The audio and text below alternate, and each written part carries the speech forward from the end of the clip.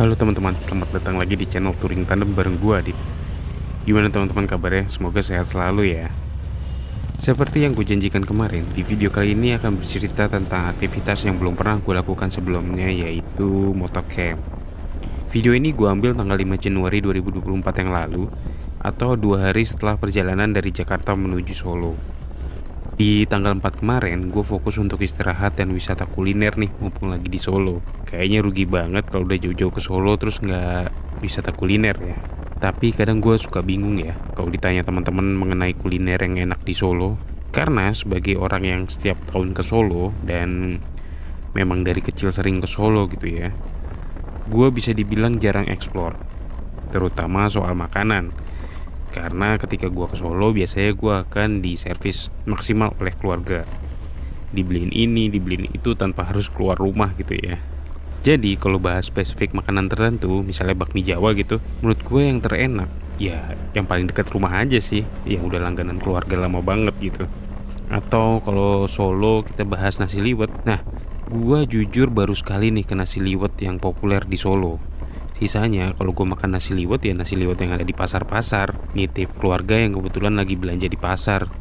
Jadi kalau ditanyain pernah nyoba makan nasi liwet si ini belum, si itu belum, kemungkinan besar gue akan jawab belum pernah sih.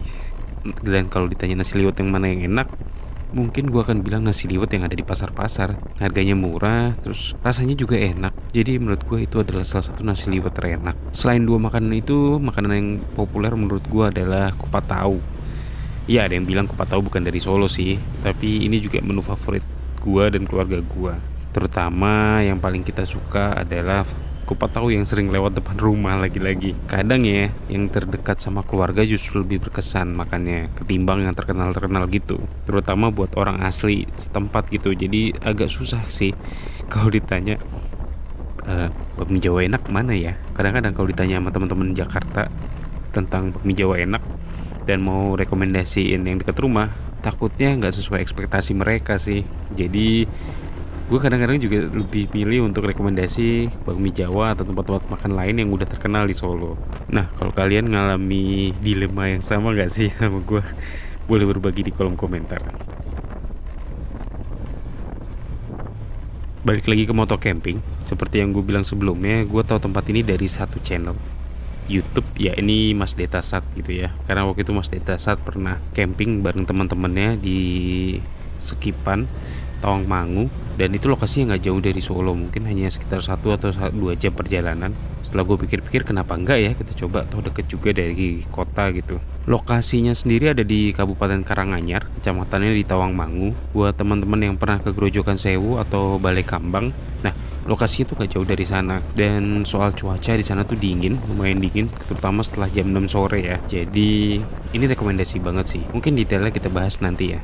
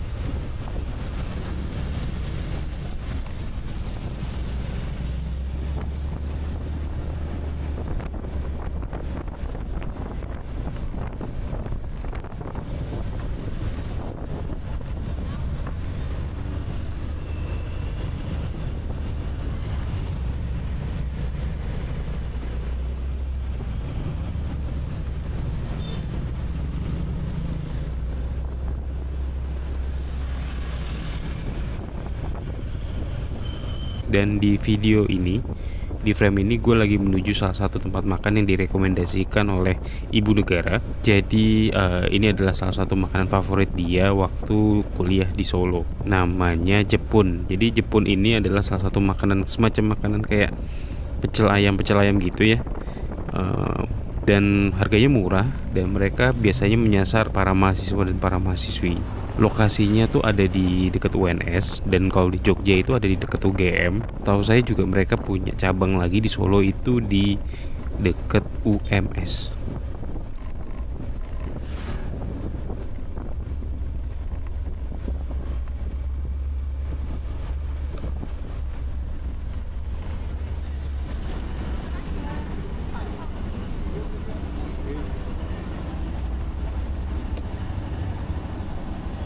Setelah makan kita langsung keluar ke arah timur. Kita meninggalkan kota Solo. Di sini ada Solo Safari. Di depan sana itu ada juga Taman Makam Pahlawan. Sebenarnya saya kemarin sempat mau punya planning untuk ziarah ke makam kakek gitu ya. Tapi karena keterbatasan waktu kayaknya harus di reschedule ulang untuk ziarah. Ini sebenarnya cukup gampang untuk perjalanan ke Karanganyar. Kalau teman-teman mau ngikutin jalur ini aja itu juga udah bisa nyampe. Tapi Google Maps menyarankan saya untuk lewatin jalur alternatif yang sebenarnya juga lumayan seru sih. Pemandangannya lebih adem dan nggak panas gitu ya. Dan di sini lihat deh, awannya sudah mulai menggantung. Siap-siap hujan. Oh ya, ini saya berangkat sekitar jam 12 siang atau jam 1 siang dari Solo. Dan kenapa saya berangkatnya siang banget? Karena saya mengkhawatirkan akan hujan. Jadi sudah 3 hari belakangan di Solo itu selalu hujan di atas jam 3 sore. Nah, kalau saya diriin tenda saat hujan kayaknya agak bermasalah ya. Jadi sebisa mungkin sepagi mungkin sudah sampai di Tawangmangu.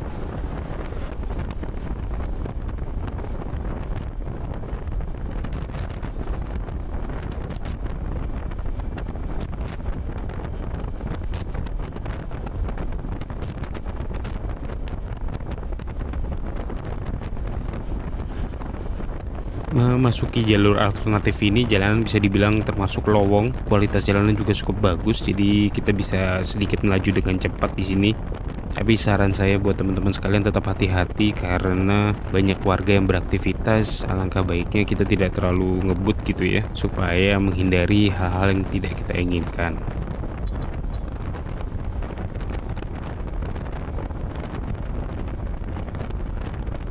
Oh ya, di sini tuh suhunya sudah mulai terasa berbeda ya dengan di Solo.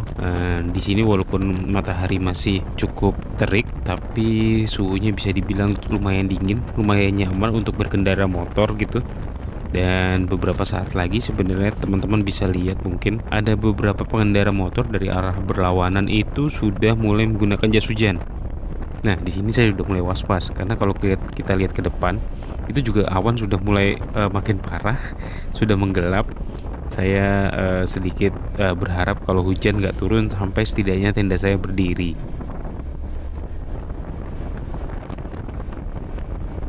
Ini enak banget ya pemandangannya, di kiri kanan hijau, di depan ada gunung. Rasanya beda banget walaupun sama-sama berkendara motor, tapi kayaknya beda banget jika dibandingkan dengan kemarin ketika kita harus melibas pantura dalam keadaan yang hujan deras.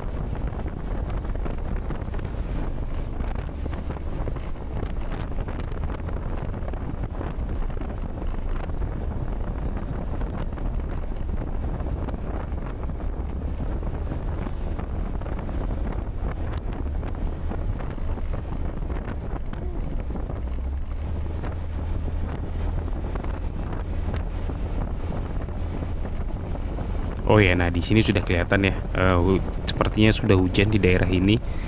Ini sudah mau dekat ke terminal Karanganyar, dan teman-teman lihat jalanan sudah basah. Selain jalanan yang basah, tantangan di sini juga adalah tikungan dan tanjakan. Jadi teman-teman harus hati-hati, harus pintar-pintar ngatur gas. Ya walaupun dibandingkan dengan tanjakan-tanjakan yang pernah saya lalui, ini tanjakannya belum seberapa ya.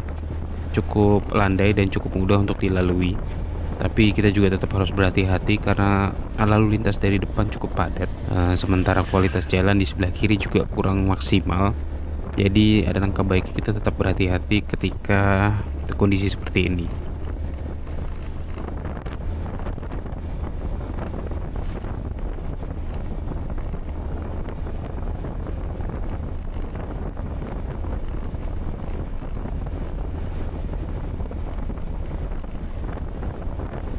Nah, ini sudah masuk ke daerah kota lagi, sudah padat. Nanti di sebelah kanan teman-teman bisa ngeliat ada terminal Tawangmangu. Buat teman-teman yang dari Solo itu naik bis, biasanya akan berhenti di sini. Dan untuk lanjut ke Grojogan Sewu atau ke Sekipan, biasanya teman-teman akan ganti ke semacam travel gitu ya, semacam travel.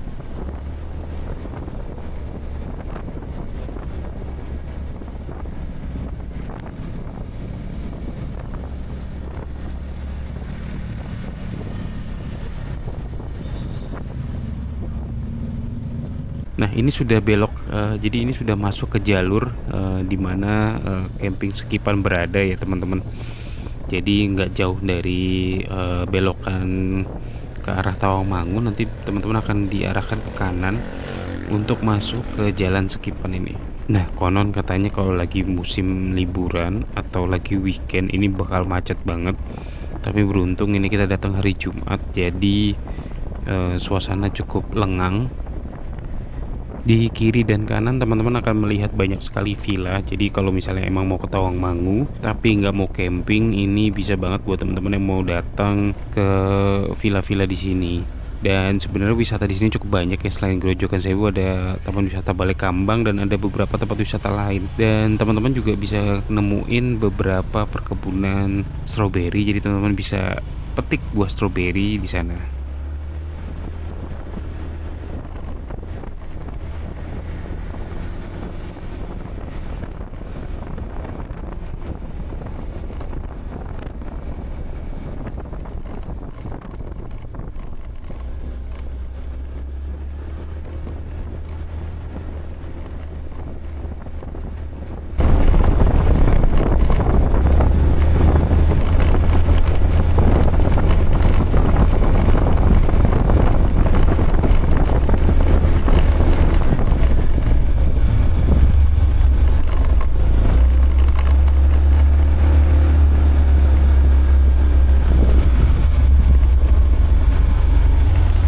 Camping Pak?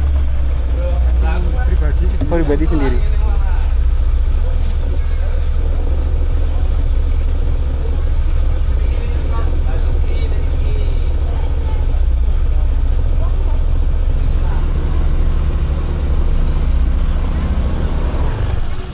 Nah, ini kita sudah masuk ke camping ground Sekipan. Di sini saya di stop untuk ditanyai keperluannya.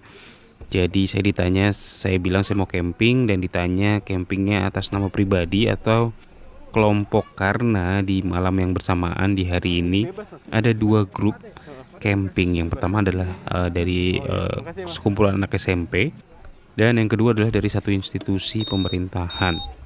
Di sini saya bilang saya pribadi dan akhirnya dikenakan biaya 25.000 untuk camping. Menurut saya ini cukup murah ya, 25.000.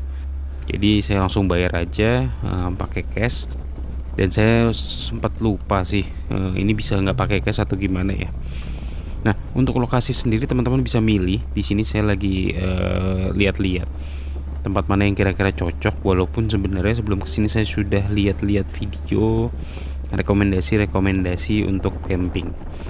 Nah, enaknya adalah untuk camping di sini karena motor dan mobil itu bisa dibawa benar-benar dekat dengan tenda atau bahkan di samping tenda.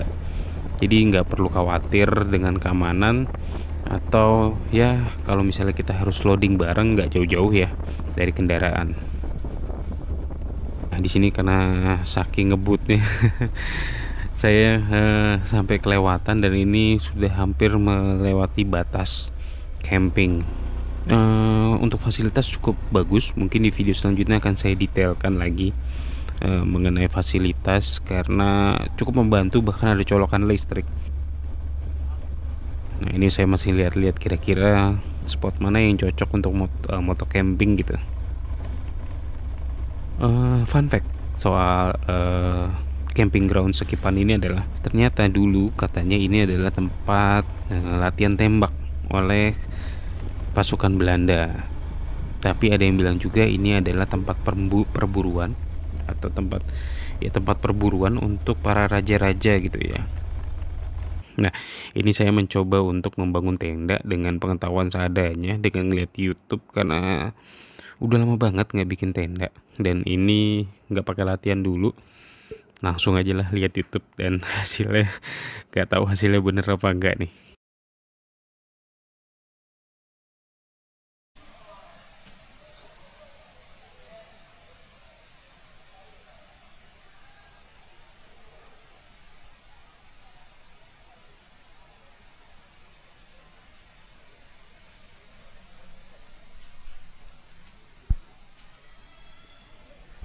Ya, selamat datang di Sekipan Tawangmangu. Hehehe. Nggak tahu ini bener apa enggak bikin tendanya ya. Jadi saya pasangin flysheet karena ini datang-datang udah gerimis. Saya pasangin flysheet biar bisa masak-masak di depan situ. Dikaitinnya di sini dipasak sebelah sana, sama di motor satu. Motor kita masukin di footstep. Ya, semuanya semoga ini udah bereda, tapi masih kayaknya bakal hujan. Ini bener-bener nyari sendiri untuk yang camping pribadi karena nggak ada yang camping lagi. Itu di sana ada tenda kosong. Nah, di sana itu kayaknya ada entah pelatihan brimob atau ada pelatihan apa gitu ya, tapi tadi pakai mobil polisi. eh Nah, itu cukup rame sih. Mudah-mudahan mereka terus berisik biar rame. Nah, ini juga spot. Cuman di sini nggak bisa naik motor sih, terlalu licin tuh tanjakannya dari bawah. Nah, makanya saya pilih sini. Nah, ini lumayan datar banget. Terus di sana itu ada kamar mandi. Di sana kamar mandi, banyak banget kamar mandi di sini, dan di situ ada warung. Jadi kalau mau masak bisa langsung ke warung. Di sana sih sebenarnya lebih enak ya karena ada suara suara air sungai gitu. Cuman kalau hujannya lagi deras nggak tahu deh gimana nasibnya. Jadi mending saya di sini, cukup aman. Nah, buat teman-teman yang sering naik gunung, apakah ini settingan yang benar? Terutama buat teman saya yang saya pinjemi tendanya, gimana? Apakah tenda Anda akan rusak? Sumpah ini nggak tahu. Terakhir bikin tenda tuh SMA. Oke deh. Nah, sambil saya mau nyantai dulu, silahkan nikmati suasana alam ya.